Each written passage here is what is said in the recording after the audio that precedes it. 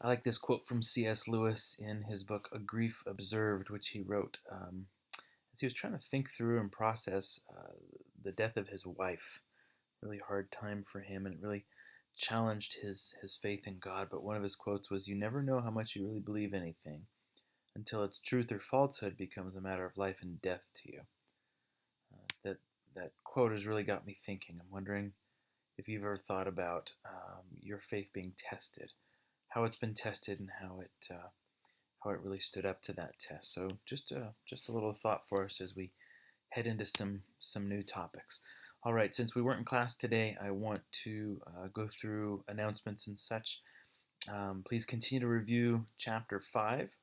And if that changes, then I'm going to, which it might actually, we may be moving on to the next chapter. I will send you an email and let you know. I did post your Exam 1 grades on Canvas earlier today. On Wednesday, your pre-exam number 2 will be posted and available for you. It'll be on Canvas, and it will be due a week from Wednesday. So your next exam will be 2 weeks from Wednesday. So keep an eye out for that and look at your schedule and think about how and when you want to plan some time to work on that. And then I want to remind you that in lab this coming week, it'll be our first full uninterrupted day to work on your research projects. You each need to bring an abstract from a paper that you have attempted to read. So you need to attempt to read more than the abstract. You attempt to read the entire paper. Try to understand it as well as you can manage. It needs to be a paper that is applicable to our research project. And then you're going to print the first page.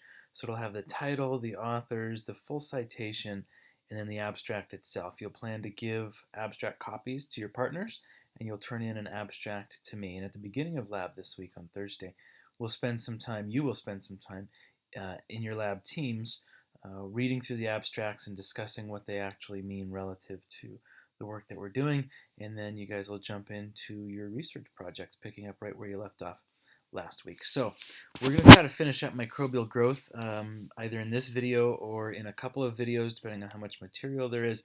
We still want to talk a little bit more about batch versus continuous culture. We want to talk a little about the idea of doubling time, generation time, and how that can be a useful feature to understand. And then I'm going to briefly introduce you to biofilms, and I'm going to point you to another video lecture as well as some videos that are on the Montana State University's Center for Biofilm Engineering website. Really, really helpful stuff for a very important topic, biofilms.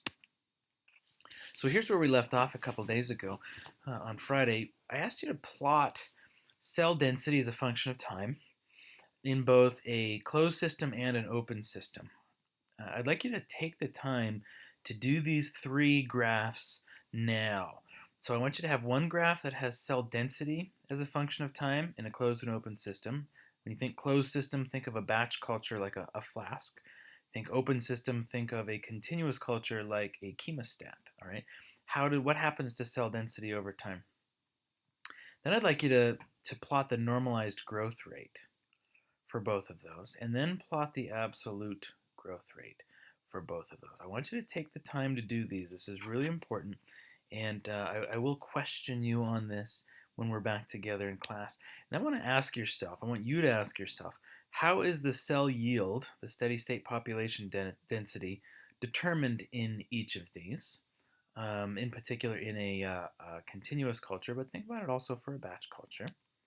And then how is the normalized or per cell growth rate, also known as the doubling time or generation time, determined? In other words, how's it set experimentally? If you're in the laboratory manipulating these organisms, what can you do as a laboratory technical person to adjust either the cell yield or the growth rate in either of these systems?